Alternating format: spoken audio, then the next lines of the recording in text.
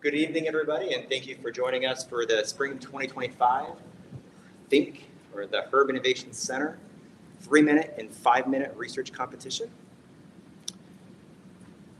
Before we officially begin with this competition, I'm going to do a little mimic of what the 3-minute and 5-minute is to give you sort of an overview of the event. Thank you for the judges and acknowledgments, and then how we're going to end the evening. So give me 1 second here. I also have my cheat sheet just in case. So students want to share their research. They're done with their thesis, they're done with their dissertation. And they might also run into a situation where they have an interview, maybe in a 3-minute elevator pitch, to somebody that doesn't really know their field. This competition was developed by the University of Queensland in 2008, has gone global. Well, we wanted to expand it, and we expanded it not only from grad students in the late track when they have a finished product, but also to those that are in the early phases about a project they want to do. So early track and late track. And then we expanded it later to undergrad students. And when we expanded it even further to those online today, pre-recorded for us. We have 5 judges. Thank you, judges, for being here today. We greatly appreciate your time and effort. We have Teresa Klaus. She is with a master's degree in ed tech. She received it from the University of Toledo.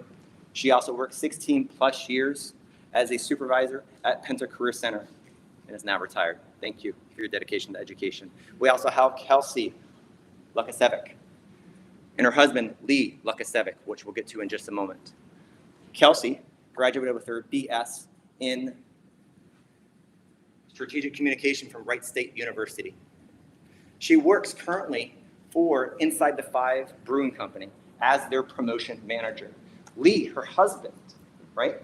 He received his Bachelor's of Science in Mechanical Engineering from Ohio Northern University. He works as a senior product engineer for Dana Inc. We have Cheska Ogent. She received her master's in ed tech from Michigan State. She is currently the director of the Office of Undergraduate Research and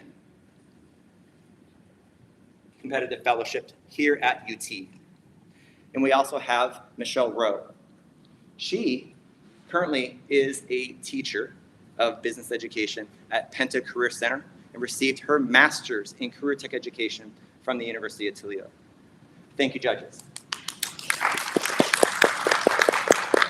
Now, I went through all that idea about early track, late track, undergrad, grad students, virtual, in person. Based on how things happen, they're not perfect, so we had to do some combining. We have 4 competition levels today. Undergrad, if you're online or in person, you're combined, 3 competitors. And then we had the ability for early track, virtual grad students, and early track for grad students as well. So 2 tracks there. And then we combined our grad students that are finishing up their dissertation and presenting it today, either virtually or in person for the late track. So 4 competition tracks. For first and second, they compete. And then we also have 2 options, a virtual option for a People's Choice Award and a People's Choice Award for in person. Judges, audience here and online get to vote. I want to give a special thanks because we could not have this event without the Herb family. Thank you, Judy Herb, and to the Herb family for their endowment for the center that makes this competition a reality. And special thanks to Josh Spiels, the director of the Carver Center, and his team. And special thanks also to the rest of the Herb Innovation team as well. And finally, special thanks to the students, staff, and faculty in the Judith Herb College of Education for supporting us, encouraging your students, and watching live and in person today. You should give yourselves an applaud.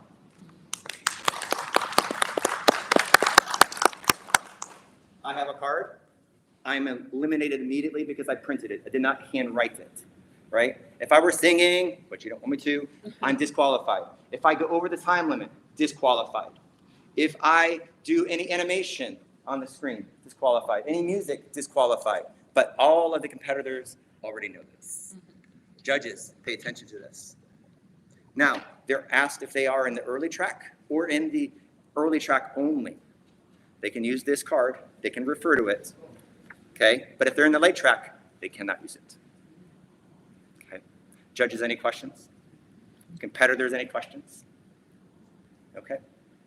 When we wrap up this event after our 16 competitors, we have automatic scoring happening behind the scenes, and Dr. Dugal will be compiling that with pictures for first, second for all the tracks. And then we'll get your information about people's choice. We'll make it as quickly and as efficiently as possible so we can then celebrate all the different first and second people choice. And then for those online, you will be able to go on to your other adventures. And those in the room, if you want to, you can join us for some Chipotle. All right. Our first competitor is about to come up for undergraduate early track. We're going to ask the competitors that are here in person, all right? We're going to show your slide. We're going to just ask you to introduce yourself, okay? For those online, we will introduce you. Okay. Questions? Yes? Does our time start after we introduce us? Wonderful question. The timer will start when we get to your specific static slide and you start speaking. And we have our timer over here with Maria, right? She'll have the clock right down there for you. And then to make sure you're seeing her, she'll put her hand up like this with the countdown. Yes? So the introduction, you may introduce yourself, that's not included. Correct. When you do your title slide, just say your name, your program, title of your slide, and then we'll click next, and then we'll wait for you to talk. Thank you for asking. Okay. All right. Maria? Oops. No.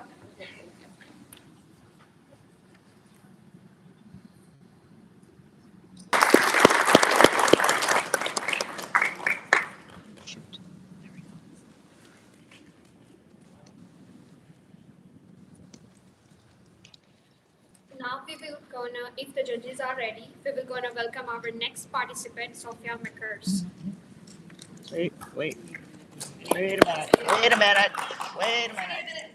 Wait a minute. I don't have one done yet.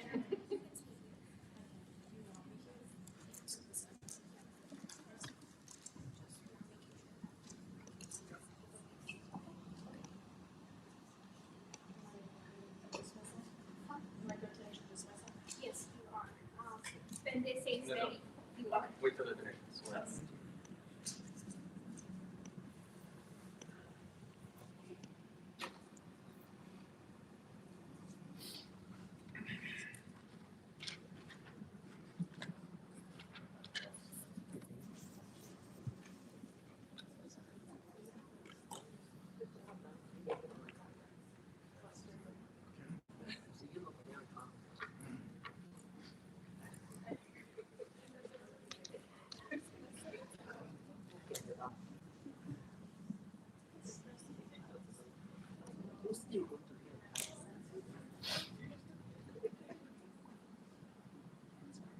Yes, the judges are ready. All right. My name is Sophia. I'm in early childhood education, and I'm an undergraduate student right now.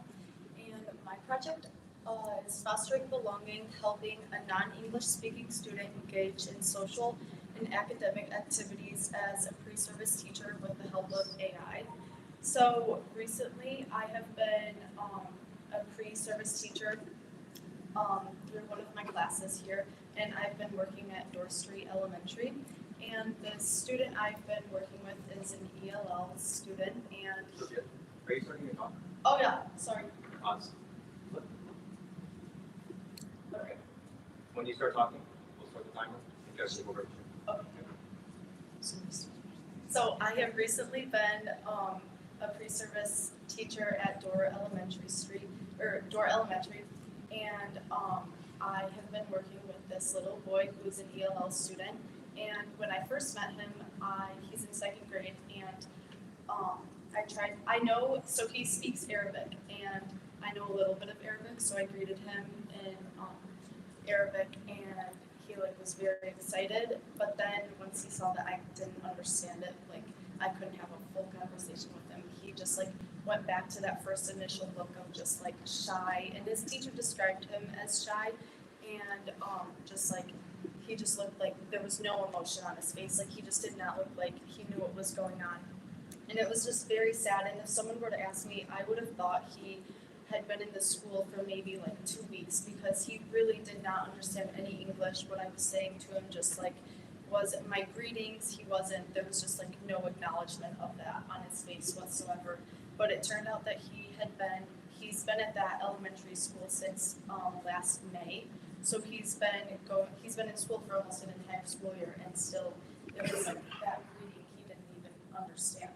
So this made me come up with my idea of using an AI platform that will use real-time translation and speech recognition to create more of an adaptive learning and to facilitate communication between multiple languages. So my activity would be to have 3 ELL students work together to problem solve or even create a story using this AI-powered platform. And so this platform would create an automatic translation. It would have grammatical corrections, vocabulary improvements, and all these students that speak, if there's a student that speaks Spanish, Arabic, or French, they can all work together, have conversations using this platform and still understanding each other. Whereas this little boy that I've been working with, he just like, no one has understood him, and he doesn't understand us. And when we use Google Translate, it often confuses what we're trying to say to each other, and we both become very frustrated, and he just completely just blanks out. So I've resorted to not even using the translator, and I just try and communicate my best with our body languages. So as a group, this platform would bridge the gap, and all could practice and learn academically and socially using this platform. Whereas, because I think if you're going to learn academically, you need to feel comfortable enough in a classroom first, because you're not going to learn if you feel closed off and just feel like very shy. So I think some teacher training that would help is just having teachers understand how AI tools work and to learn how to monitor and guide these AI interactions. Training in multicultural and teaching practices needs to be mandatory in school districts, I believe. I think a lot of teachers need to learn more about how to have an inclusive classroom and how to understand everyone that comes from different backgrounds and languages. So teachers just need to learn that this AI tool is used to empower rather than replace personal interactions. Like, you still want to be able to talk socially and not fully rely on AI, but this could just help you start up your classroom and getting all your students together. And I think it'll take them time to adapt to this, but it'll eventually make the environment of the classroom more interactive. And I think students will eventually start to feel more comfortable with this AI platform, and it'll even make them want to maybe potentially take risks of learning more languages in different languages. As a broader impact for this, I think AI will allow communication and collaborations for all diverse students. This would provide a cultural exchange, empathy, and mutual respect. And I think that students that develop strong cross-linguistic communication skills are better prepared for a globalized world that is changing every day. Thank you.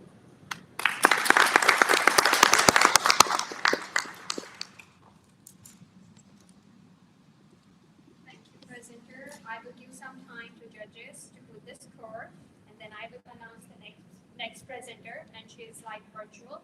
So we have pre-recorded video of her.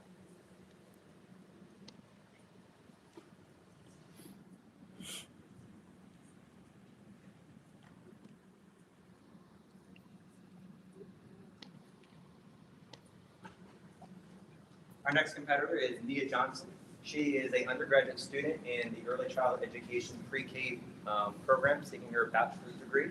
The title of her talk is Navigating Kindergarten with Autism, Effective Strategies for Overcoming Social, Sensory, and Executive Function Challenges in the Classroom. And then click the play. Kindergarten is that critical foundation for a child's social and academic development. But with autism spectrum disorder, there are challenges, and without proper support, there is a hindrance on engaging with peers, following classroom routines, and developing self-regulation skills. I feel like by addressing these challenges early, we ensure that children with autism receive the necessary interventions and accommodations to foster independence, inclusion, and long-term academic as well as social success. Innovation. I feel like innovation strategies for supporting a child with autism in their kindergarten classroom include visual supports like visual schedules, social cues, and social stories that just include visuals to the daily routine in the classroom so that they're able to always have something to refer back to. Sensory friendly classrooms, maybe looking like flexible environments, sensory breaks, and a calm down corner for children to refer to when they need that, as well as a task breakdown. That's extremely important. Being able to tell the child what's going to happen when, maybe like if then, when you're done, first is next, things like that. And just my broader impact being that it doesn't just benefit the children with autism, it also benefits the educational community. It's a way to ensure that everybody gets the education needed to be successful in the classroom, as well as early intervention leading to long-term academic and social success.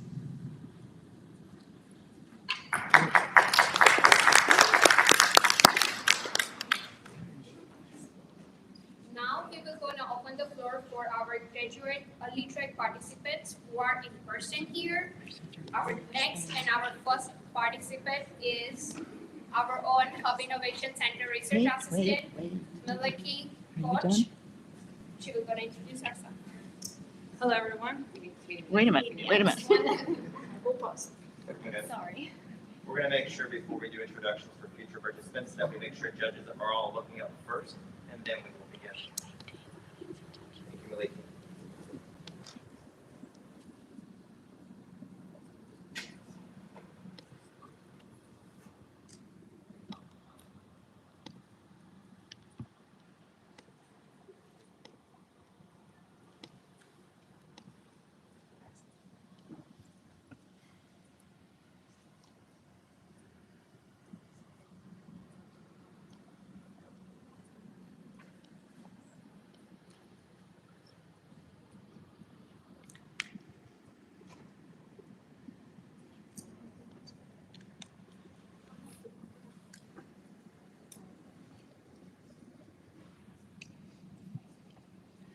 Hello, everyone. My name is Miliki Koch. I am a doctoral student in educational psychology. I will be presenting to you today measuring collective efficacy, and I'm an early track.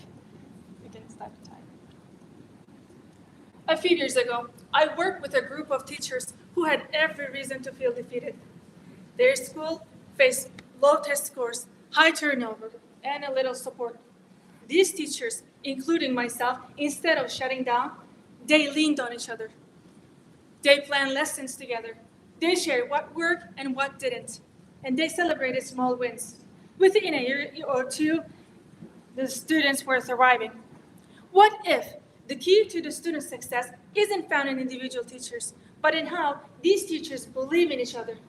Imagine a school where every single teacher believes in their collective power to make a difference, where collaboration isn't just encouraged, but truly transforms students.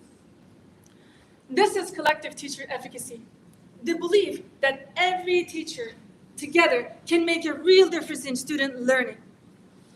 Research shows that this belief has the greatest impact in student learning, even more than socioeconomic status or home environment. But there is a problem. We don't measure it well enough. But how do we measure something as complex as collective belief? Existing tools try to measure it, but they are limited and they fall short in some key areas, lacking depth, overlooking critical dimensions of collaboration, and failing to provide actionable insight for schools. That's where our research comes in.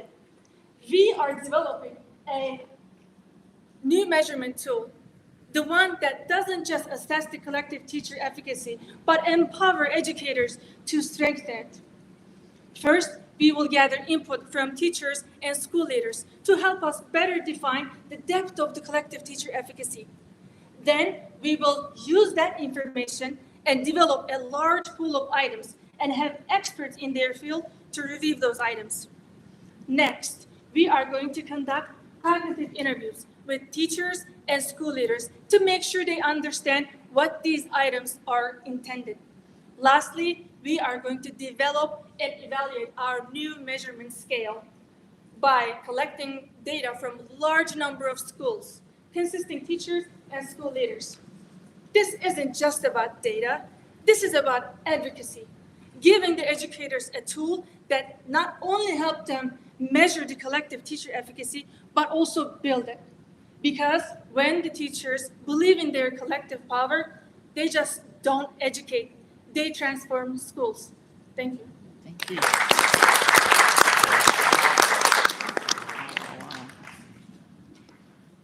you, Maliki.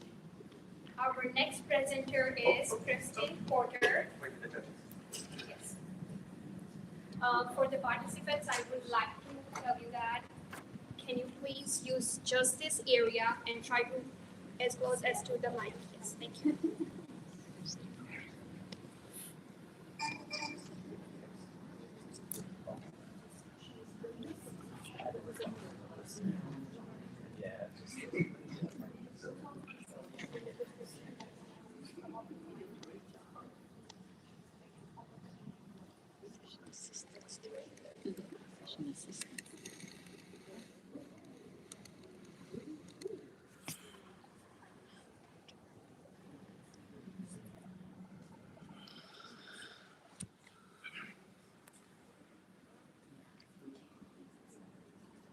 It's because I'm using a webcam. Like it focuses.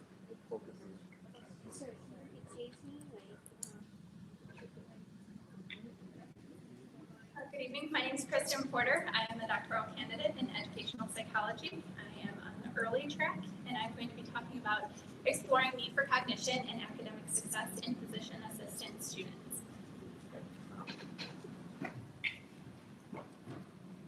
Okay.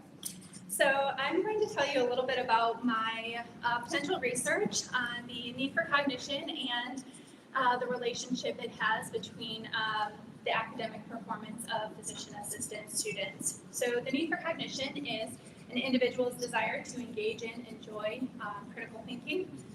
It's essentially the degree to which we seek, enjoy, and engage in mentally challenging activities. And I hope to do this through a constructivist lens, so an individual that actively engages in their learning process, and so understanding better how a physician assistant student really engages in that active learning. And a higher need for cognition student essentially would dive deeper into their coursework and then prepare themselves a little bit more for that clinical phase of their program. And so my research questions would focus around that relationship and having does the need for cognition scores correlate with academic performance? So their final exam scores in the first year of their program, and then does need for cognition correlate with their clinical performance? So their end of rotation scores that they utilize throughout the clinical phase. And really understanding their cognitive engagement through that process of compiling each semester onto the next one to really enhance their clinical performance and then in their future engagement as a provider. And so why does this matter? Why is this important? Why would I study this? I really want to better inform the curriculum design, so really helping the faculty onboard new students to their programs and understanding whether the student is coming in with a desire to actively engage in their critical thinking processes, or are they going to need resources early on to help them build those foundational blocks into their clinical phase of the program. And so overall, I really hope to underscore the importance of need for cognition in the academic success of a physician assistant student. by exploring that relationship and contributing to their the development of their future as a PA, and really enhancing the effective learning strategies that the faculty put in place for the students, and starting that at the beginning in the admissions process, so the students accepted, and that onboarding process really supports either their desire to actively engage, or do they need resources to help them. Thank you.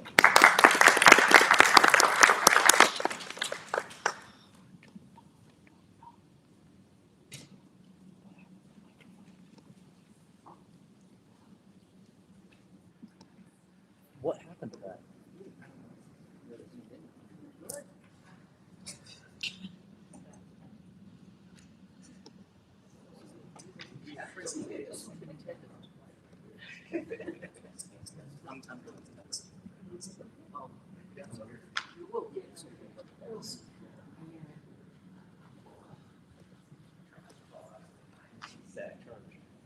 Oh, changed up. Okay, so this one, not Carol. We got Jordan.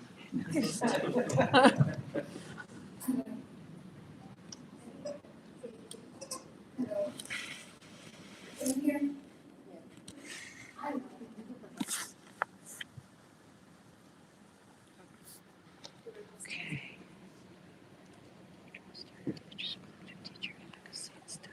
All right, so I will go to welcome our next presenter, Jordan Leffer. You can come. Okay. It's all yours. It's all mine? Yeah. So my name is Jordan Lefebvre. I'm in the Educational Administration and Supervision program. I'm a doctoral student, early track graduate, and my topic is collective teacher efficacy and student attendance. All right, one of the biggest problems that we have right now in the state of Ohio is the idea of absences. 10% of students, or 10% in a year of missing attendance is chronic absenteeism. Prior to COVID-19, about 15% of students were hitting that threshold. After COVID-19, that number hit as high as 30%.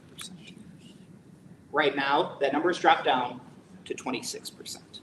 That's still over a quarter of our student population in the United States that is chronically absent, which is a huge issue.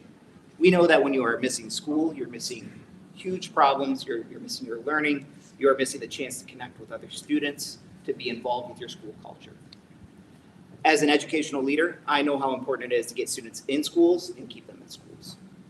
So, as I got to start to thinking about this, I thought about what are some things that are going on in the state that are causing this problem. Obviously, the COVID-19 pandemic was a huge issue, and it caused a big concern. There's also some problems with the fact that schools aren't well funded. Local taxpayers aren't willing to spend a bunch of money on the newest program for tracking attendance, the newest technology initiative. They're not wanting to throw a bunch of money at schools to hire a bunch of teachers to go deliver instruction in homes. That's a huge problem. So educators have to find ways to get students in school, keep them in school, and also make sure that they're feeling connected without spending money. This is a huge problem. Enter the power of belief. Collective teacher efficacy, as you heard earlier, is a huge transformer on public education. We know, based on research, that it has a high effect size in getting students engaged and building up their student achievement. But what about other factors? We know that it empowers teachers. We know that it improves school cultures. Is it possible that collective teacher efficacy could also help students attend school? That's what I'm interested in. So, as you heard earlier, there's a new measurement being developed. My goal is to use that new measurement and also look at student attendance rates and see if there is a connection between both collective teacher efficacy and student attendance. That's an area that's really lacking right now. Ideally, if what we find is potentially true, that if we have high levels of collective teacher efficacy, indeed students will probably attend school more because they'll be more attached to their school environment. And if we improve collective teacher efficacy, then not only are we getting kids in schools, we're also seeing improvements in student achievement and seeing more positive school environments for students. which is a really powerful idea. And guess what? It's free. We just need to get people to believe in what they're doing. If teachers collectively believe in what they're doing, great things will happen.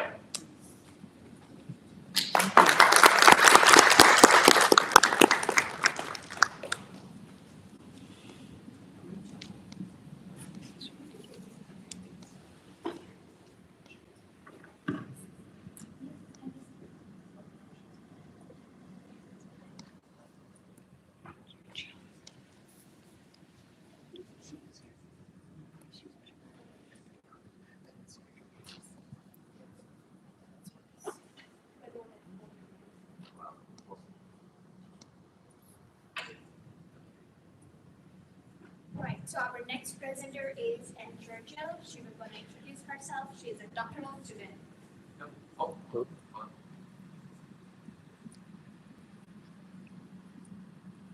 going to wait for the teachers to finish it. All right.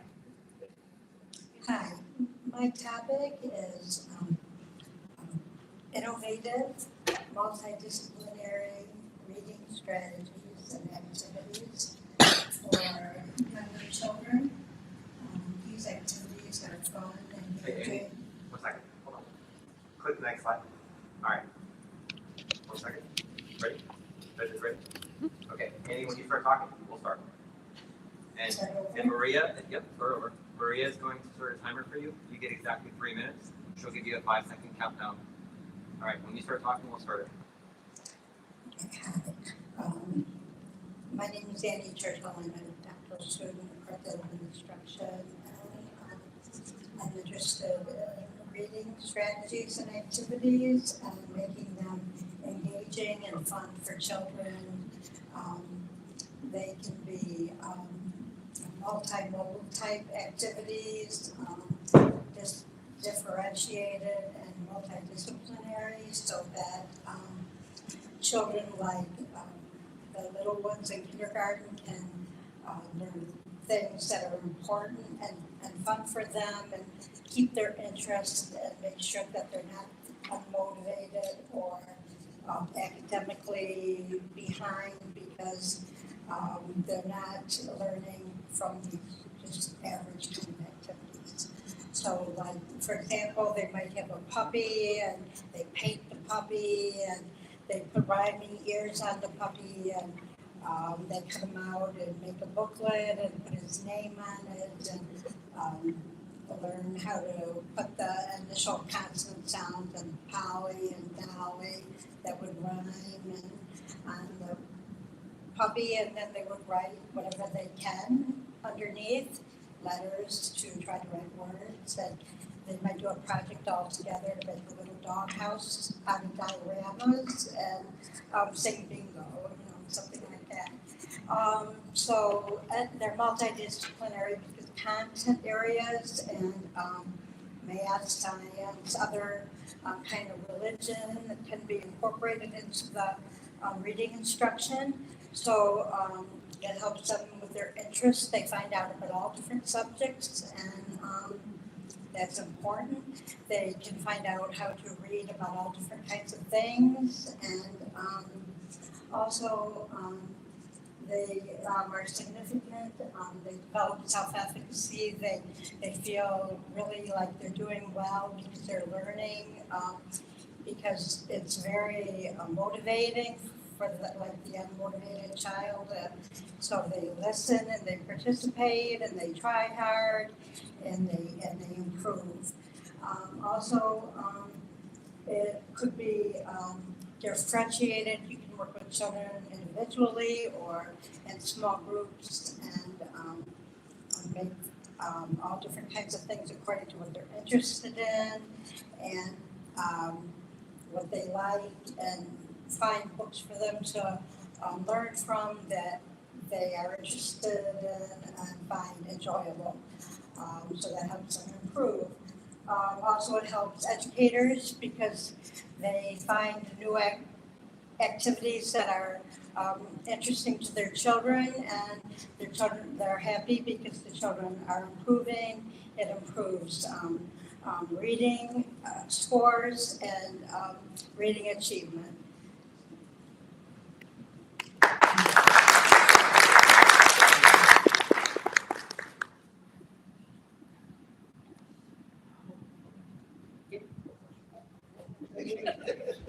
We'll give it about 30 seconds for judges to finish up.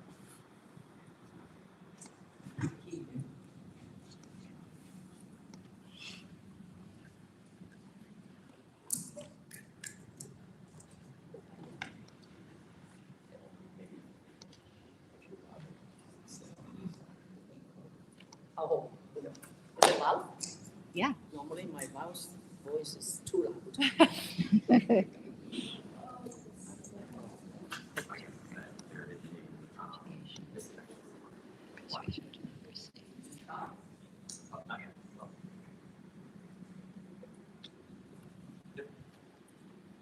You can go ahead and introduce yourself. Okay, so my name is actually Liu Sowa, but this is my legal name, and I'm in the early track. My research is the role of human rights education in the preservation of democracy. Okay, so now start. So human rights education is very important for many reasons that I'm not going to mention all of them, but one of them is to teach democratic values and is to develop students into democratic participants.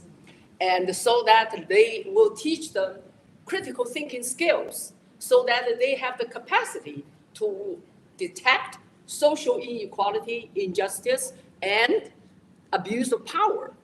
And that they will have the capacity to fight it whenever and wherever it occurs. However, my research shows that in America, civic education, which also, of course, should be included with human rights education, is very lacking. So the statistics shows that only 9 states plus the District of Columbia requires 1 year credit to graduate. And 30 states does not requires half credit. And 11 states requires none. This is a very serious problem, right? And on top of that, human rights education is not mentioned at all. And the statistics shows that in 2022, the age group of 18 to 22, only 39% went on to college. So what does that mean? That means their civics education, human rights education, stops right there, if they learn anything. But that leads to the serious consequences, because democracy needs participation. Democracy needs maintenance. Who is going to do it? It's the newer generations, but they don't have the capacities. So the 2020 presidential election, only 52% young folks between the age of 18 to 24 participated. If you think that is bad enough, that trend continued in 2024. Last year, only 41%. They expressed the disinterest, disengagement in civic responsibilities. And if that trend continues, that would really seriously threaten our nation's democracy. And if that, I stressed on the human rights education is because human rights education, of course, is right-based, right? And democracy is also rights-based. So they share a lot of things in common. Because if our youngsters don't know anything about their civic responsibilities, the concept of democracy, and the democracy needs participation, our nations as a democracy may fail. And this is not even a joke, it's a real threat. Thank you.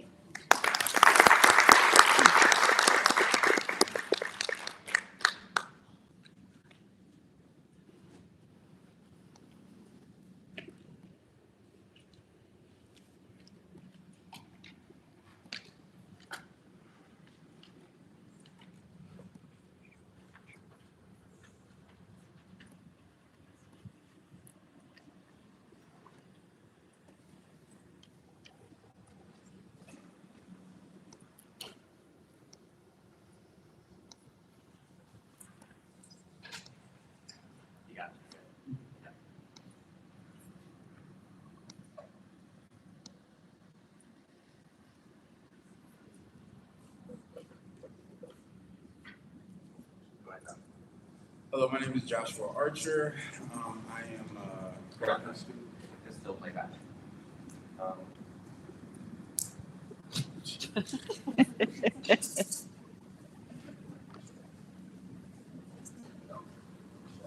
you don't stop.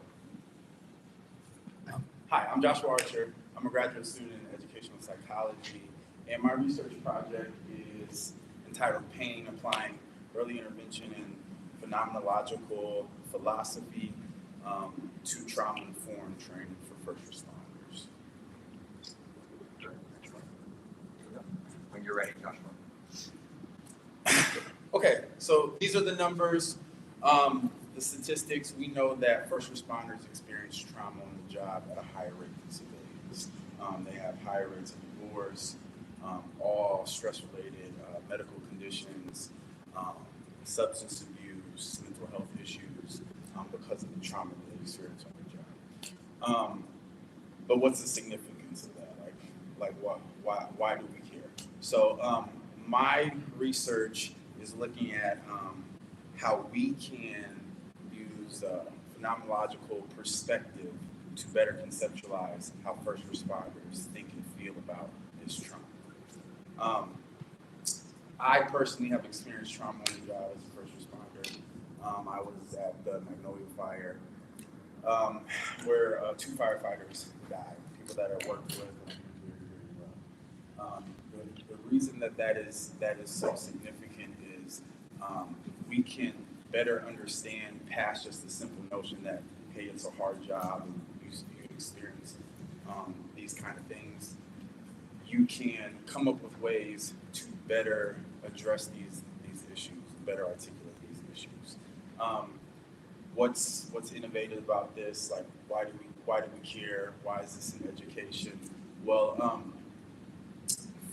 as educators, we're uniquely positioned to be able to teach first responders and other professions eventually how to deal with these stressors that they experience on the job, simultaneously while they're learning to do the job. So that's where the innovative part comes in, early intervention. In most medical conditions, we know that the earlier you get a hold of it, the better the outcomes are. The earlier you detect cancer, the earlier you detect HIV, the earlier you detect childhood developmental delays, the better the outcomes are, right? So we know that in this job, in many other professions, they're going to experience trauma that leads to negative outcomes. So it's not a question of when, not a question of if, it's a question of when. So why not integrate using educational philosophy, using the expertise that we have as educators into the training programs for these people? And the same time that they're learning to do their job, they can be learning how to manage the stress and the pain and the trauma that is associated with the profession.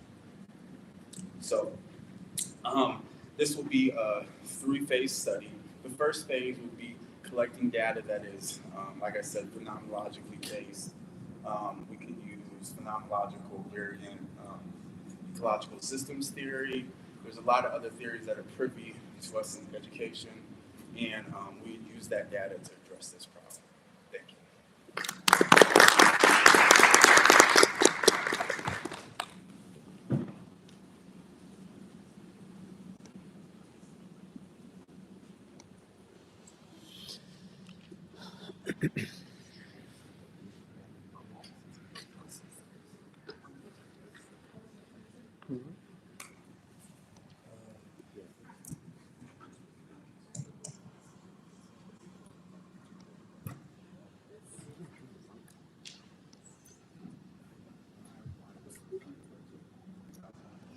What are you trying to do?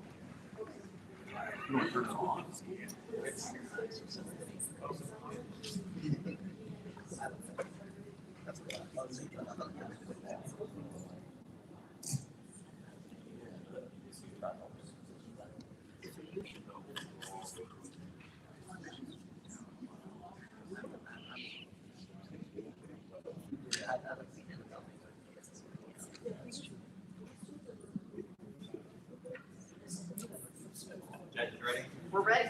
Okay, all right, we're ready. So our next competitor, she is a virtual competitor, so we will have a pre-recorded video. She is a doctoral student of curriculum and instruction. Her name is Brittany Smith-Bact. So we will go, and her topic is rural resilience. So we're going to have next slide and play the video when you guys are ready. Judges ready? Perfect, thank you. Everyone, I would like to share my research idea on fostering positive post-school outcomes for students with extensive support needs in rural America. The proposed study will tackle the frequently overlooked educational challenges faced by students with extensive support needs, or ESN, in rural America.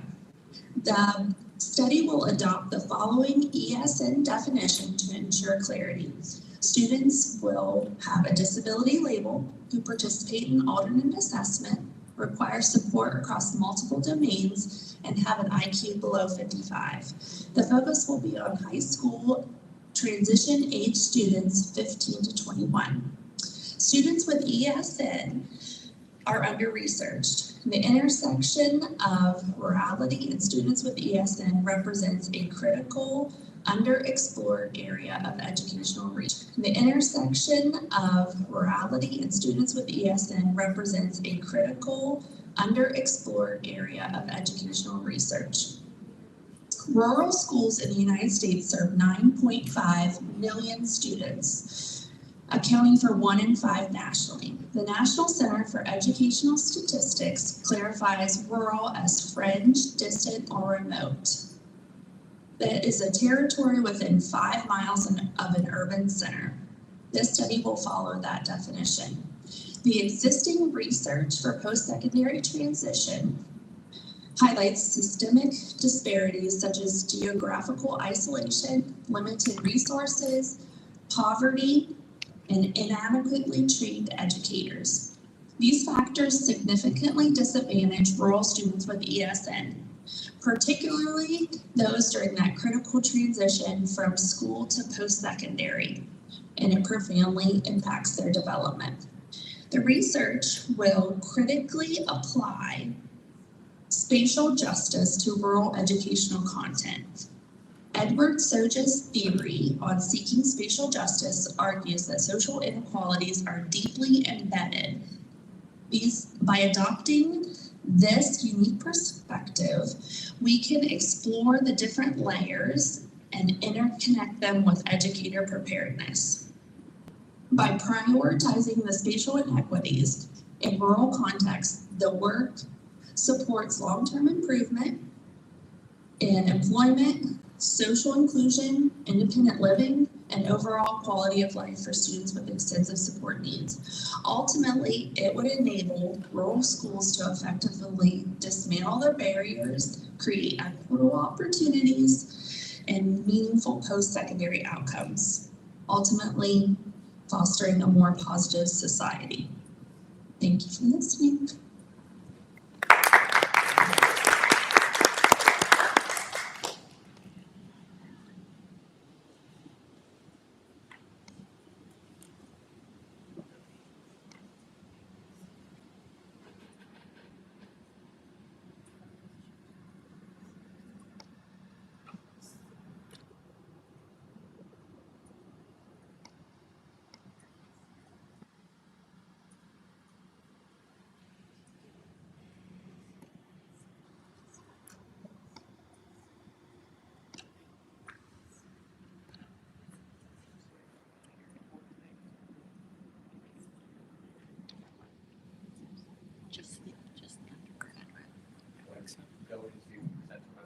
In education, we often talk about closing the two.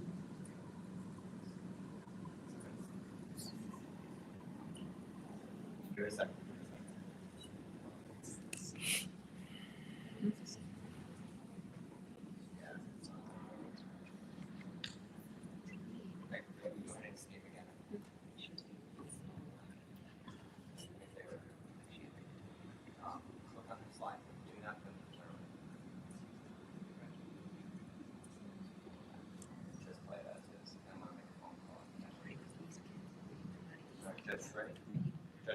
In education, we often talk about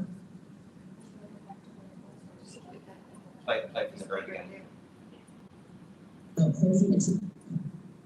In education, we often talk about closing achievement gaps. But what if the key to equitable outcomes lies not just in what programs we offer, but in how school leaders make decisions? My research examines this question by exploring how academic leadership at Uplift Education supports Black and Brown students. Despite efforts, systemic barriers continue to hinder these students' success in charter schools. My study will address a critical gap, which is the limited understanding of how leadership influences resource allocation and program implementation. By analyzing decision-making, it offers insights into strategies that improve college preparedness and career readiness for historically marginalized students.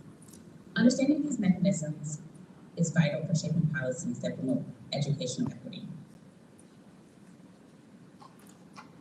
The study will take place at Uplift Education, which was founded in 1996 and operates 45 schools across 19 Dallas-Fort Worth locations, servicing predominantly Black and Brown students from disadvantaged backgrounds. About 70%, 75% of those students are first-generation college students. Black and Brown students often face systemic disadvantages in school funding, teacher representation, and culturally relevant curriculum.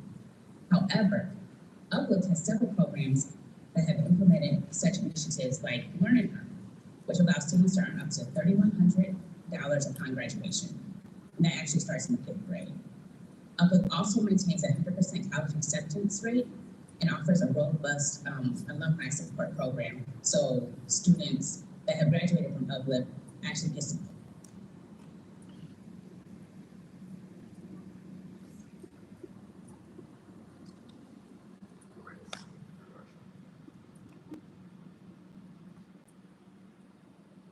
Michael, are those videos on your OneDrive? Why don't you just download them? It won't let you? Well, they're You can try again to download it first time. Sorry, guys.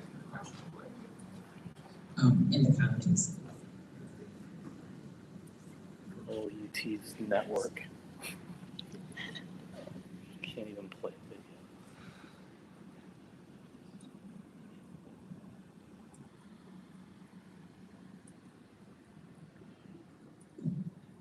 In education, we often talk about closing achievement gaps. But what if the key to equitable outcomes lies not just in what programs we offer, but in how school leaders make decisions? My research examines this question by exploring how academic leadership at Uplift Education supports Black and Brown students. Despite efforts, systemic barriers continue to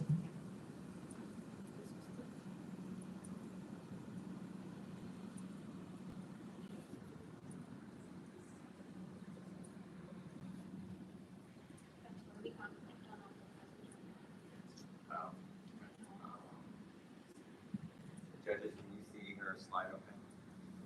You can? Okay, they can see their slide okay. They're good. We have our slide notes. Do you want to do?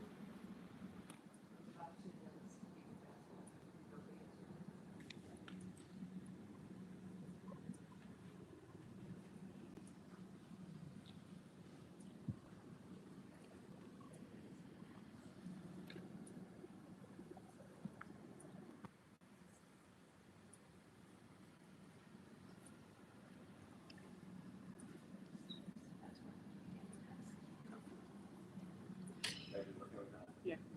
Audience, can see it okay? So I was going to start from where we left. It was from 1 minute and 40 seconds. Sure. Is it okay, or do you want? Yes. No, it's fine. is like Learn and Earn, which allows students to earn up to $3,100 upon graduation. And that actually starts in the 5th grade.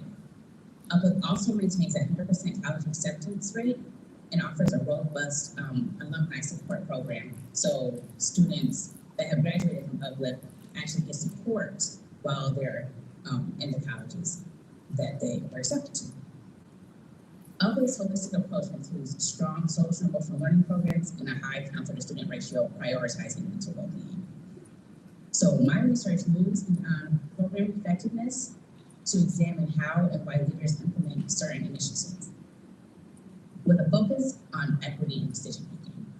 My research challenges the assumptions that equal resources that yield like equal outcomes. So equal resources do not yield equal outcomes. And instead, I'm focusing on analyzing how those decisions impact different student groups. I believe the findings from my study will have broader implications which will inform equitable funding policies and culturally responsive teaching practices. By fostering inclusive learning environments, this research will support students' academic success and well-being, contributing to like the larger social justice efforts in education. So in conclusion, my study will bridge the gap between leadership and equitable student success.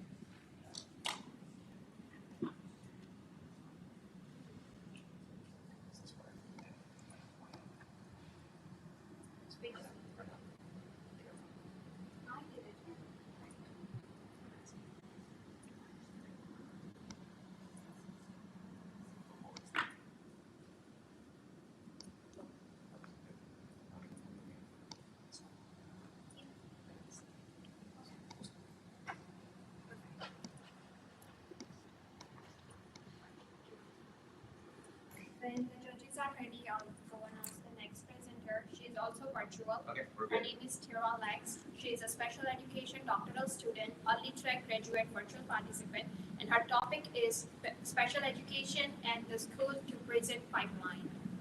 We're going to have the next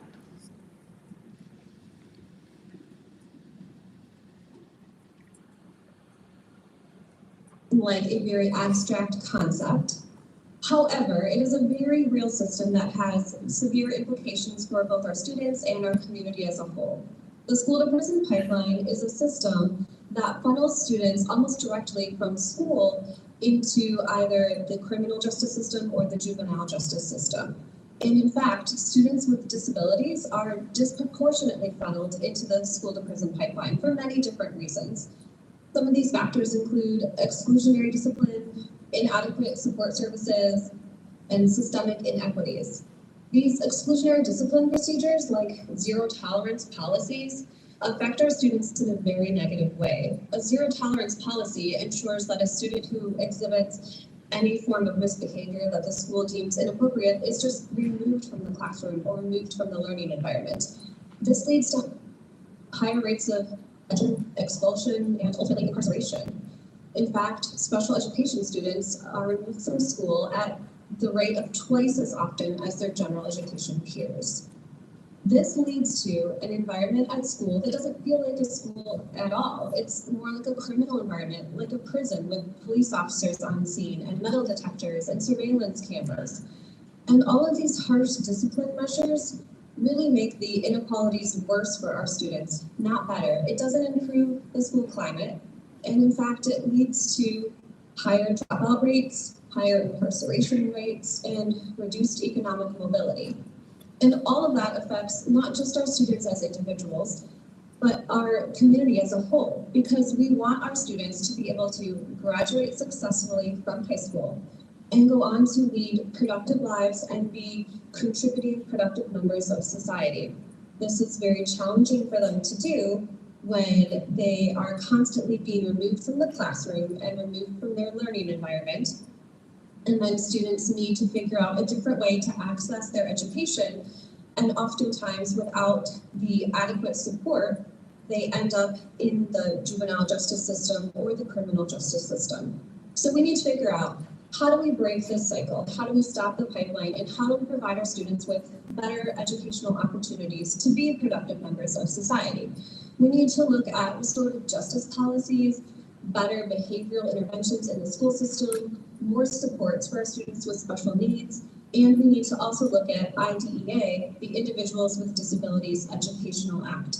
All of these different policies will help our students be able to work harder and be able to provide more support for them so they can go on to graduate and be successful members of our society.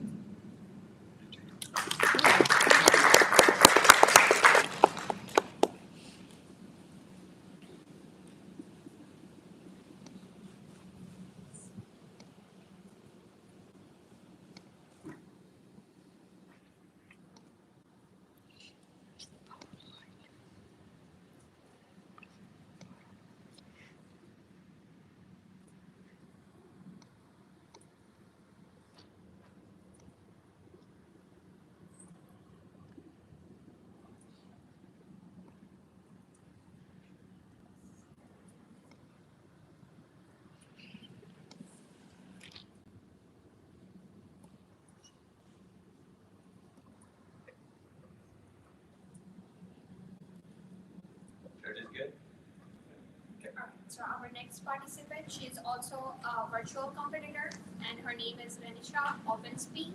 Her program is Educational Theory and Social Foundation. She's a doctoral student, and she's participating in early track. Her title is A Thin Line Between Love and Hate, Unmasking Post-Traumatic Slave Syndrome, Consequences on a Black Man Who Perpetuate Intimate Partner Violence Within Intraracial Relationship.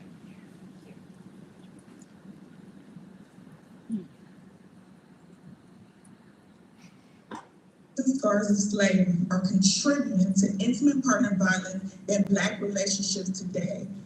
The purpose of my research is to show how remnants of slavery and historical trauma contribute to intimate partner violence in relationships among Black men and Black women. Understanding these patterns are essential for creating culturally relevant mental health interventions that support Black men in healing from trauma and reducing violence against Black women. Post-traumatic slave syndrome explains how multi-generational trauma, also known as historical trauma, of slavery has led to maladaptive behaviors such as low self-esteem, internalized racism, and the expression of anger and violence against a member of one's own cultural group. Research has shown that remnants of slavery can harm Black men's ability to maintain healthy relationships, particularly with Black women. Moreover, cultural violence theory will support my research study in collaboration with the PTSS framework. It will illustrate how stereotypes linked to slavery have been internalized by Black men due to historical trauma, as well as how these beliefs justify interracial violence. To better understand the link between historical trauma and intimate partner violence, my research highlights several critical findings that reveal the lasting effects of oppression and historical trauma on Black men and their relationships. My research reveals that systemic racism and unresolved trauma has severely influenced perceptions and behaviors of Black men. Through my work as a social worker, I observed that many Black men struggle to link their trauma to intimate partner violence. They often attributed their actions and frustrations rooted in poverty, discrimination, and systemic barriers. These challenges were responsible for feelings of anger, depression, low self-esteem, which create self-hate and make it harder for Black men to build healthy, supportive relationships. To address the systemic challenges Black men face, it is essential to evaluate the effectiveness of existing treatment modalities, use the batterers intervention program and their ability to meet the unique cultural and historical needs of Black men. My research shows that intervention programs like the Duluth model and cognitive behavioral therapy don't work well for Black men at all. These interventions ignore the cultural differences of Black men and the trauma from slavery's legacy. In fact, my research also showed that cognitive behavioral therapy can sometimes increase the risk of serious violence instead of reducing intimate partner violence to break the cycle of intimate partner violence for Black men within the Black community.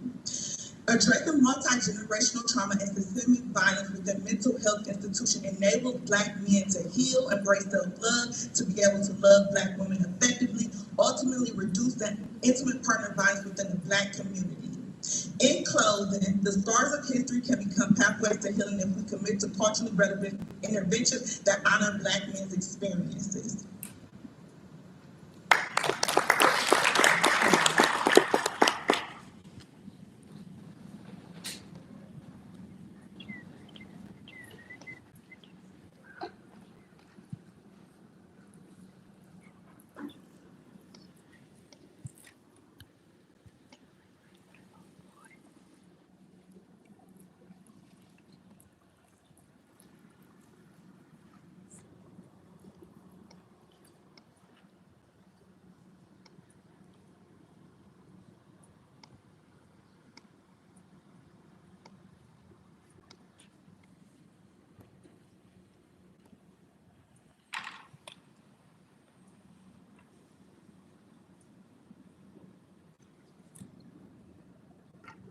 So this will be our last competition for the evening, which is graduate late track, and our competitor is here was Kelly Gobroki, so I'm gonna give it to her.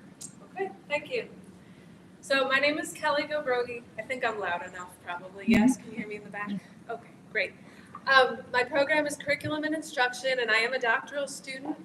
I'm competing in the late track graduate, and the title of my presentation is An Exploration of Play and Language in Families with Young Children Experiencing Homelessness. Thank you. So, if you have ever been the parent of a young child between the ages of birth and 5, or if you've just happened to see one of those children in the supermarket, you can understand how challenging it is to work with children that age, right? It's a lot of battles of will, there's lack of sleep, and all of those kinds of things that go on. Also, parents are expected to prepare their children for kindergarten and foster their development. Okay. Layering on to that, the things on the left side of this screen are what parents and families experiencing homelessness have to deal with as well. And if you add any or all of these things to the mix, you can see what a challenge that is. So, and homelessness in our country is actually on the rise right now. So this is a big problem. What my study does that's different, or looking at things that are different, is to look at what, most of the research that has been done in regards to this topic has to do with K-12, right? So children are not ready for kindergarten. So they're looking at this as like an outcome. What I wanted to know is, what's going on before that? What's going on with these families who have children that are birth to 5? And so what we did was, I was part of a Literacy Everywhere study that designed meet up and play sessions. So what we did was we gave parents who are experiencing homelessness with their children birth to 5, we gave them a space. These were conducted in libraries and, in one instance, a homeless shelter. And we gave them time. They had all the time that they wanted to play. And we gave them materials, books and toys, things that would foster language and play, which are prerequisites to being ready for kindergarten. Okay? So what happened in these play sessions? The parents, the caregivers, in some instances grandparents, played with their children in positive, healthy ways that fostered early language. The sessions were joyful. The children were interacting, were very engaged, right? So what this research shows, and what my dissertation is about, is saying this is not a situation, this is a strength-based approach, right? I'm looking at this from a strength perspective. How are parents doing this? It's not that they're not doing this. How are they doing this? We know that things are happening. So what's missing? Space, right? A house, a place to stay, time, right? If you're facing all of these things, and materials, right? So what we need to do is we need to capitalize on parents' strength in order to reach every child's potential. Thank you.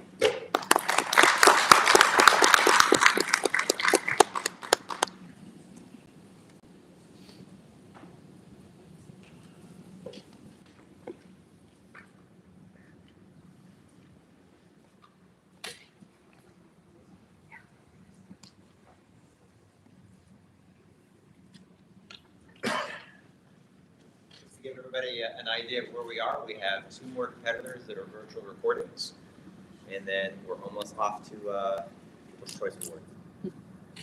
It was online, just in case you haven't seen it. There is an option in the description for the live streaming at the very bottom, a link.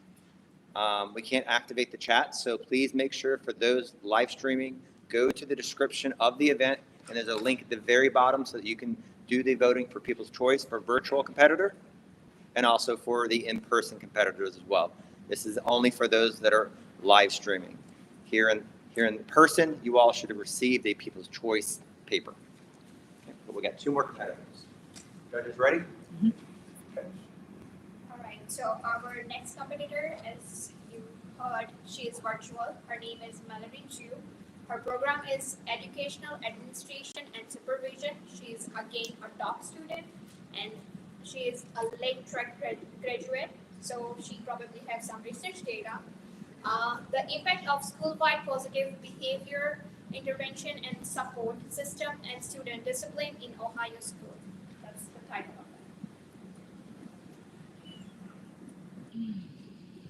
PBIS is a popular buzzword in education.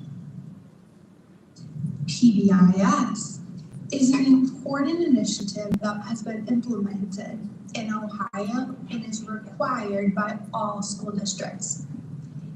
In 2013, Ohio legislators enacted House Bill 318 with the specific intention of improving educational environments to be safer and more supportive of both students and staff. 12 years later, it is still at the forefront of Ohio legislators and educators' mind of keeping students safe through the use of PBIS. As a result, it is important to examine the impact of PBIS or school-wide positive behavior intervention and support systems across districts in Ohio. School violence and student behaviors have been on the rise for years, and it's important to look at what's been done to address that. Several researchers have looked at countless exclusionary practices and have not found positive results. As a result, educators and researchers have looked at more proactive measures in supporting student behaviors. One such thing is PBIS, which includes a positive framework that's multi-tiered with the goal of addressing all students' behaviors proactively and teaching student behavioral expectations. Ohio is unique because it's one of the few states that has mandated providing continuous support and funding for PBIS. The study specifically examined this over the 4-year period to determine if implementation status had a positive relationship in office disability referrals. The study looked at Ohio schools across all school levels and examined specific discipline categories. Overall, the impact was really positive, but there were some mixed results. It is important to understand that implementing PBIS with fidelity does have a relationship that is positive in reducing office discipline referrals. This important finding is key because it allows educators and researchers to understand if state laws and mandates have a positive relationship in reducing school discipline referrals and improving outcomes for students in Ohio.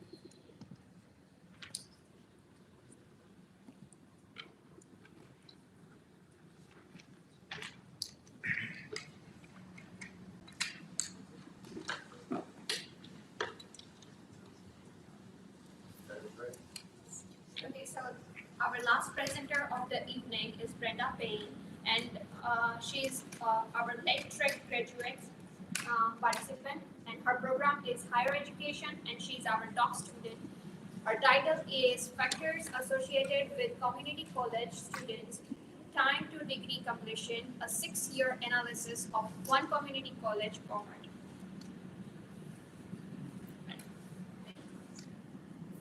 Community college graduation rates are low. Approximately 35% of students graduate in 3 years. This is of concern because time is indeed the enemy, as Complete College America states. We want to look at time to degree and time to transfer. My research examines 2 research questions and uses Clifford Edelman's 1999 academic momentum intensity-based theory approach and answers 2 research questions. Which academic momentum factors explain time to degree, and which academic momentum factors explain time to transfer? These are important, particularly because the longer a student stays in college, the less likely they are to graduate. And also they're incurring financial aid burden. And we also know that approximately 66% of jobs require some type of degree credential that a community college can offer. So those are some of the important factors in this research. We also know that higher education institutions are also in an age of accountability for student outcomes and for financial aid accountability as well. I looked at a 6-year cohort in the community college and looked at the outcomes for this. I looked at the fact that academic momentum factors included socioeconomic status, gender, age, race, the number of credit hours a student took, developmental education credits, and whether or not they had financial aid. Being male delayed admission, enrollment in remedial education credits, increased time to degree completion in students. Students who were white and had financial aid graduated at faster rates than non-white students. This is indeed an urgent matter, and there is no time to waste. Time is indeed the enemy.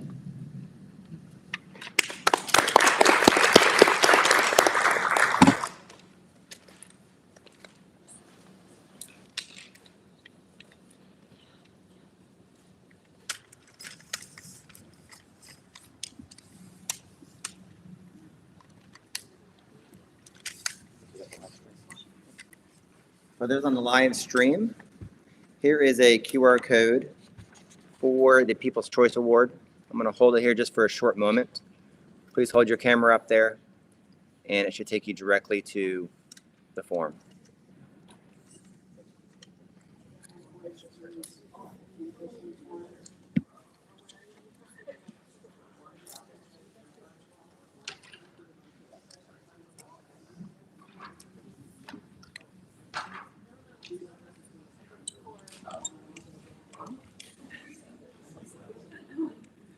Is it not focused? It looks pretty good. No, I was too close for a second ago. Oh. Back.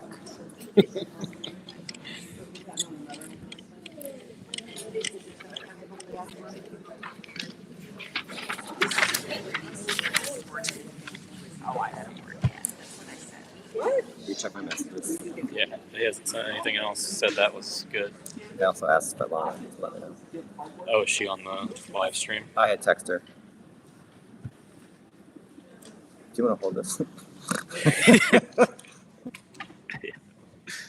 I love our low tech. It works pretty well. Well, this was. I'm gonna leave that there for a second. Not how we.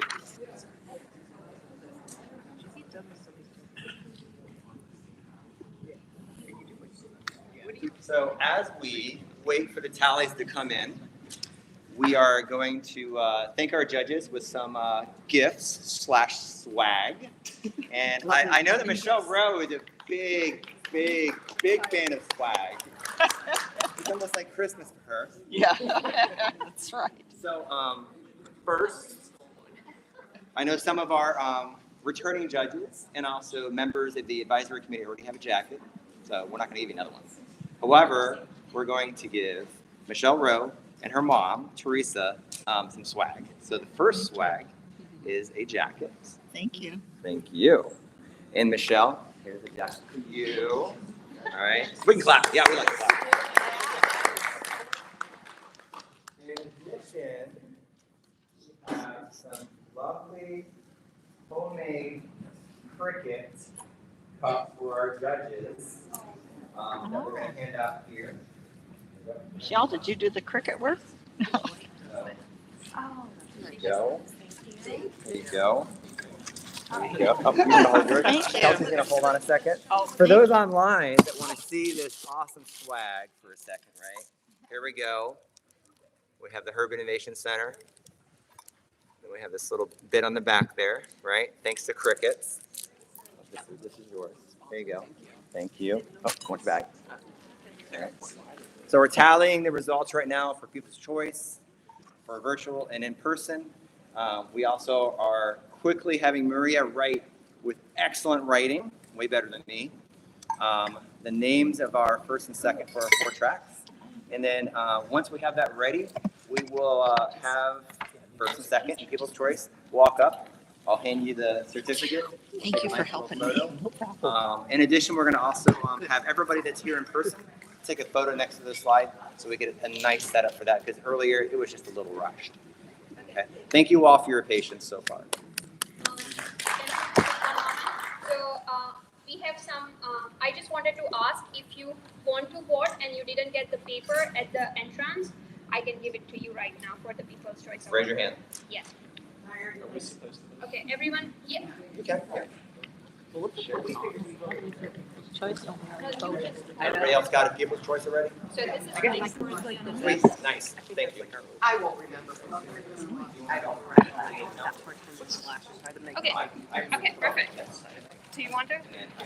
Want to go help Kimberly? I'm not seeing the Do you want to? You can ask me. I know probably everyone's name. She's going to help you. Yeah, I can help you guys. This is for in-person people. Do you see? Oh, there's one in person and one virtual. 2 blank forms.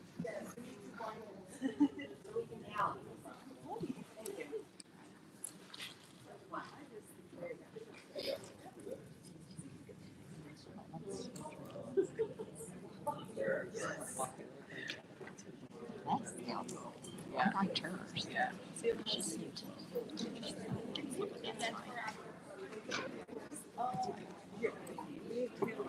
you have it.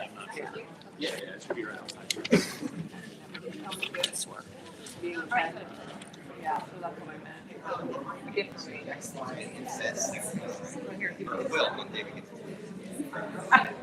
Which one?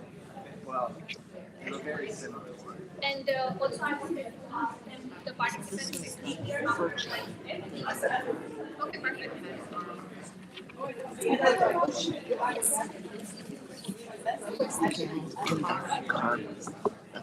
That's her. That's what I thought. You good, guys? In person.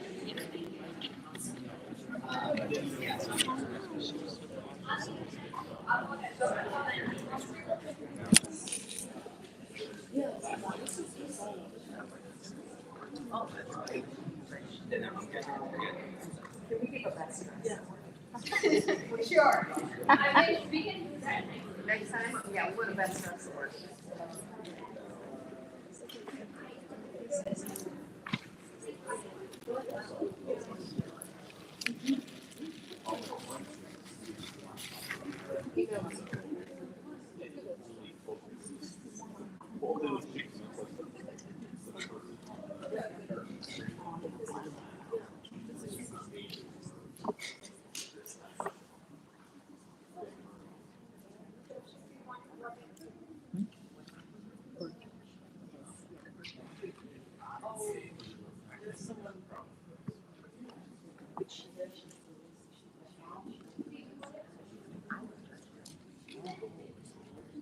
Yeah.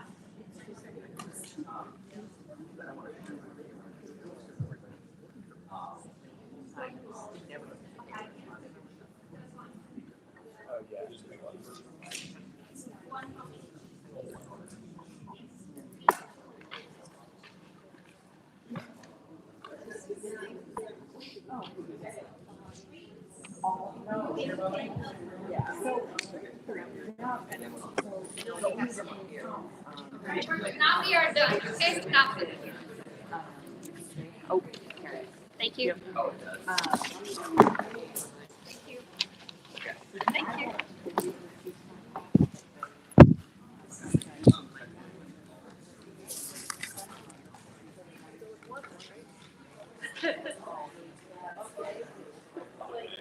And also,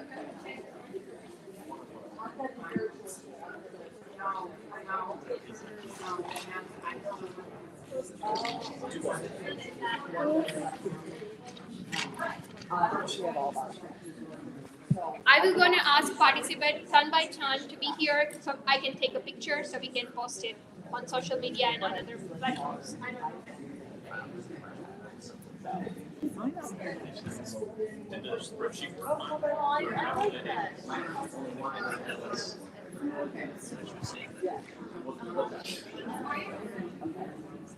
you want to come? Yeah. For the pictures. Everybody. Oh, they're individual.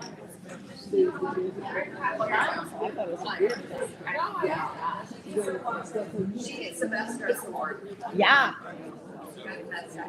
I hope they added the shoes is what put it over the edge for us. There's still 9 people online. They're waiting around to see who wins. Oh, they're what? Watching. Good. Next person. I'm just taking the picture with their slides. Do you think okay? Or do you want to take it with their introduction slide? You'll be busy. You know what? No, correction. Intro slide. So now I'm gonna go back. Yeah. Michelle Bro is messing me up. One more. Somebody's got to do it. We appreciate you. All right, perfect. Thank you. Next person. Come on in. They're doing that. Their research.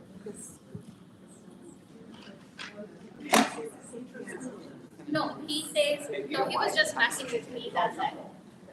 This side. Thank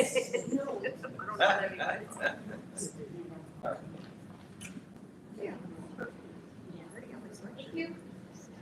Keep it smiling. You look very good. Real hot.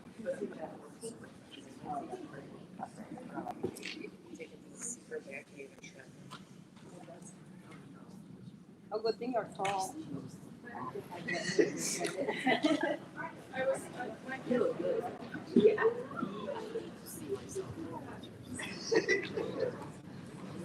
So like I just stood up about it.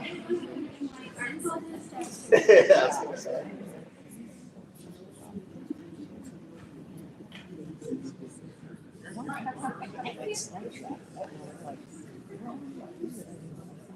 Yeah. I was kind of curious if I need to get it. Can you come here? What? Me? No. I was gonna say. Sorry.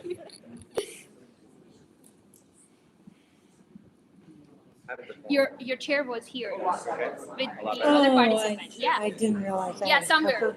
Yeah. Yeah.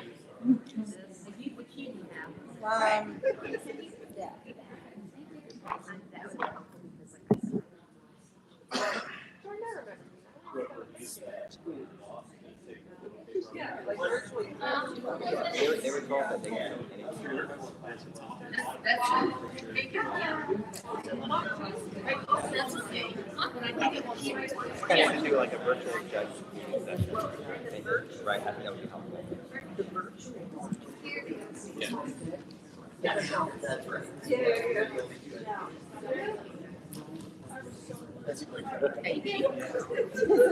Who's next? You guys did the judge.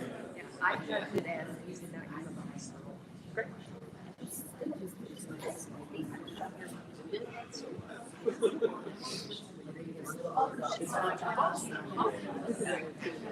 Right here?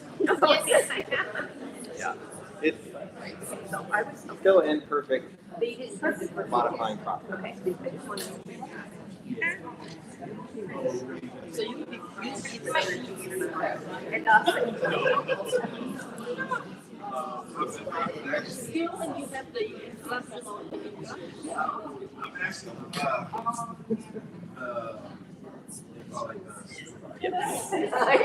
Yeah. You're helping? Yeah. Anything at all. Yeah. by the way. I wouldn't say it was.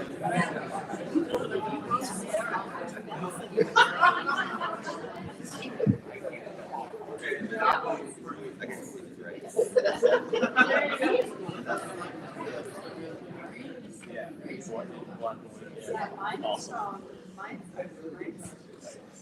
And my the doctor smiling everything that you guys are doing. gets a choice, right? I'm not, you know, choice. We have everything. If it's with Very clever with this area.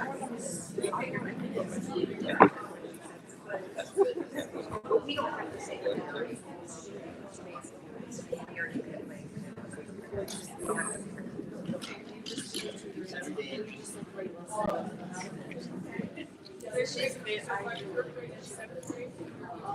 Yeah, right.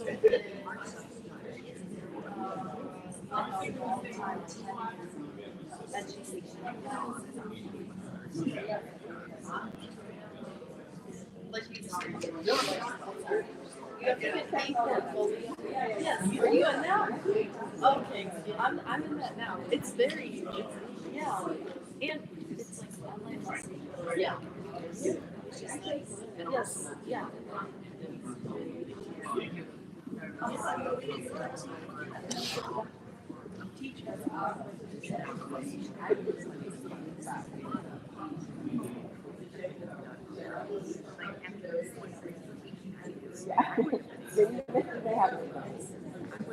Yeah, yeah.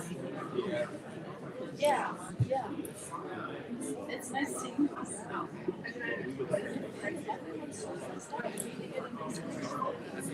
That's so sweet.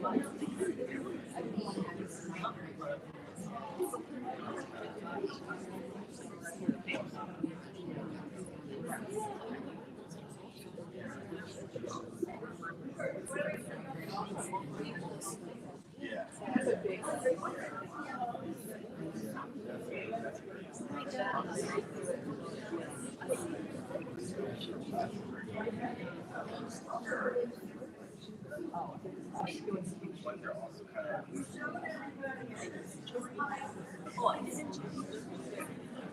Oh, no. Yeah, there's. Oh, the beach. No. I didn't say anything.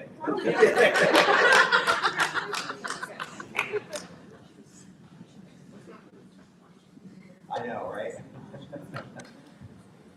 Sorry.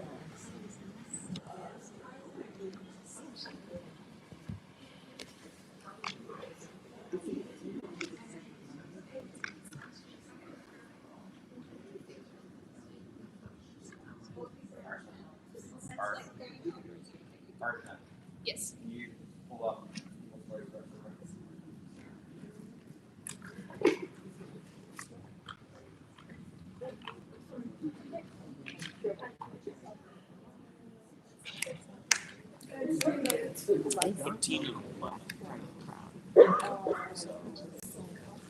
Oh, you're.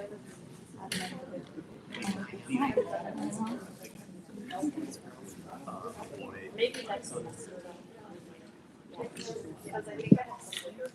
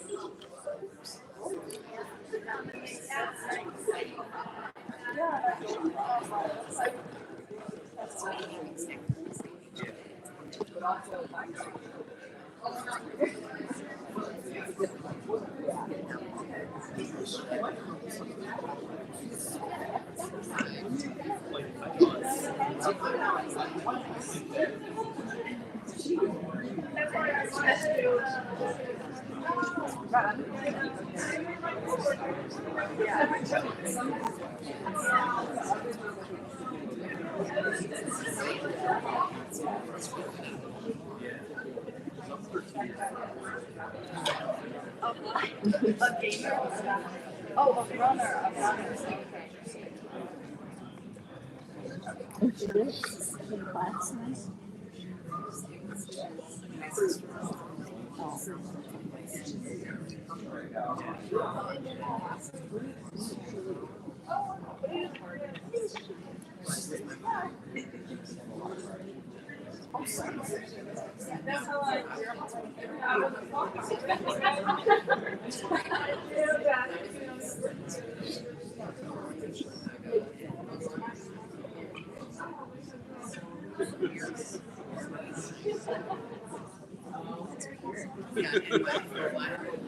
Hey Josh, can I have you do that so we go faster? Do what? Will you do this? Can you just? Oh yeah. Okay. I see. You can. Okay. All right. Drum roll.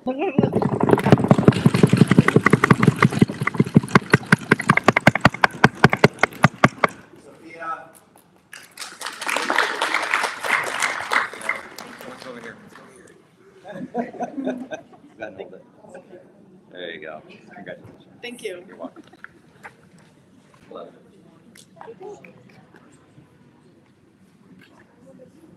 All right. And first place drum roll.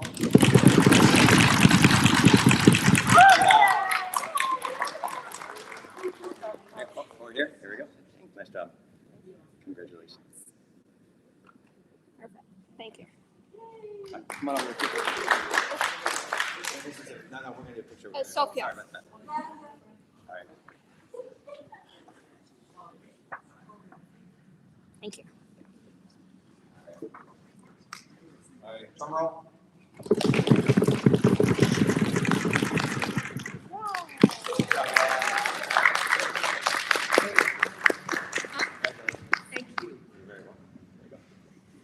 That's not hers.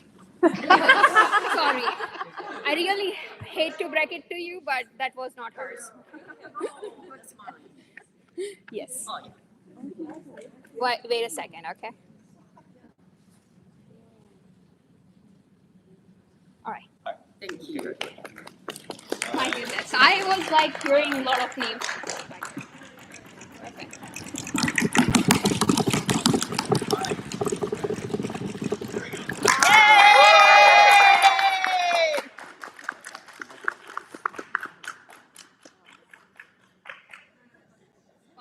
Okay.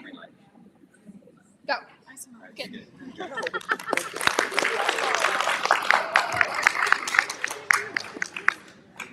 Okay, now I got it.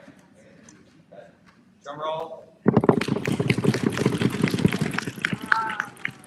Sarah, congratulations. And drum roll one more time.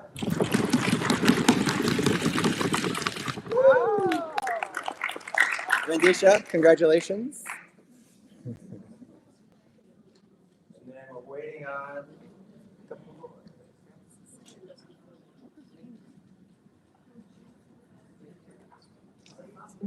That way.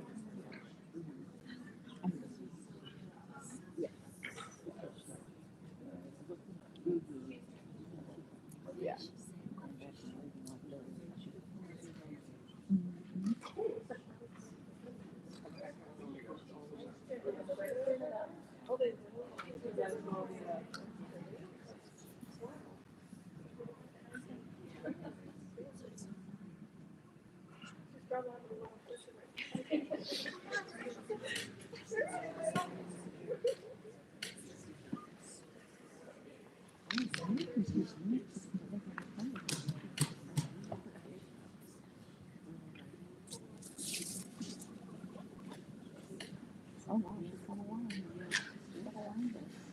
Okay, so.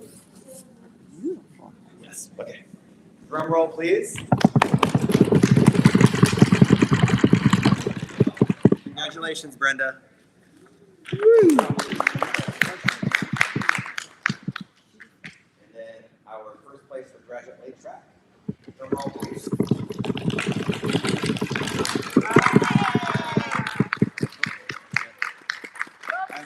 I almost went virtual with you.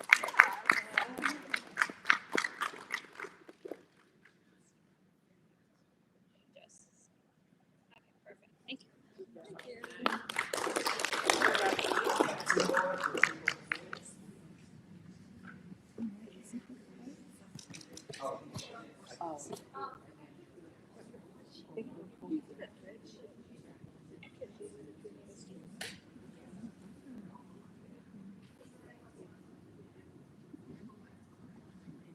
No pressure.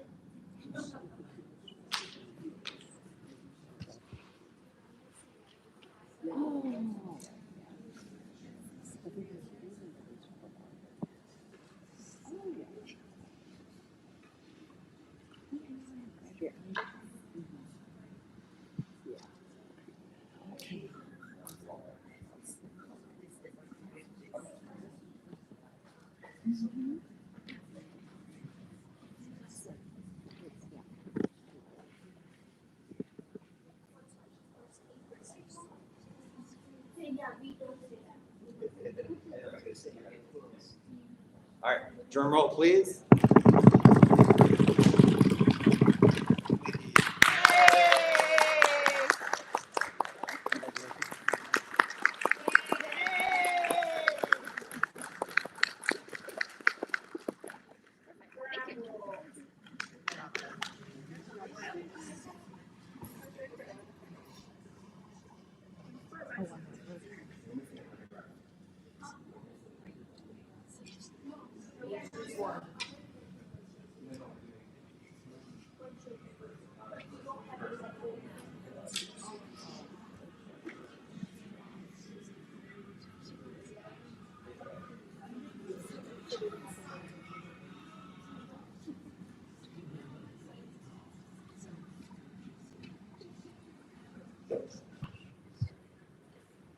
And a drum roll, please, for our virtual meeting choice.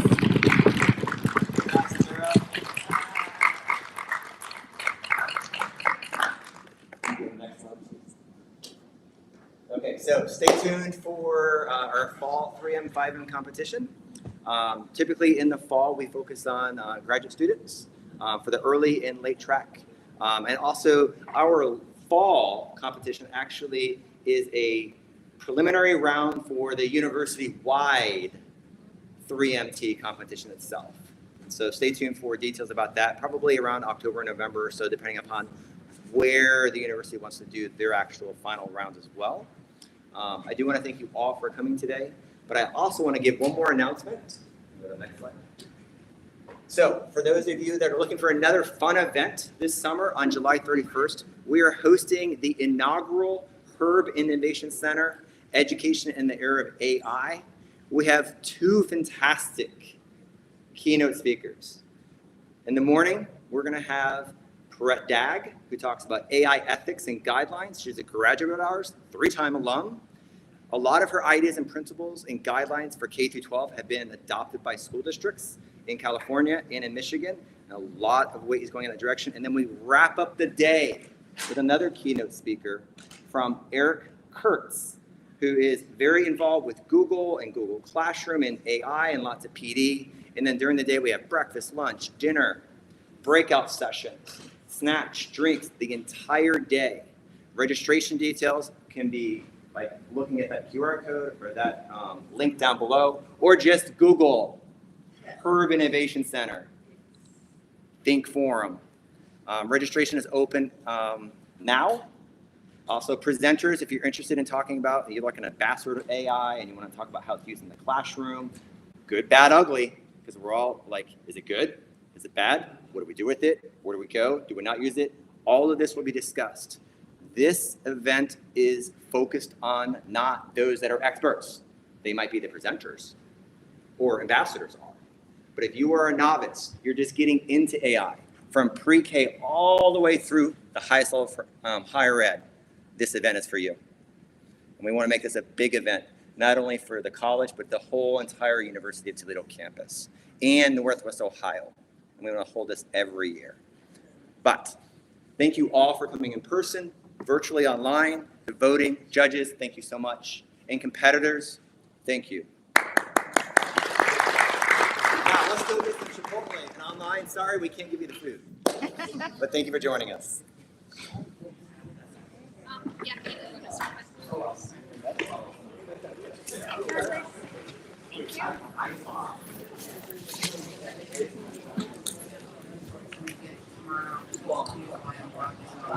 Thank you.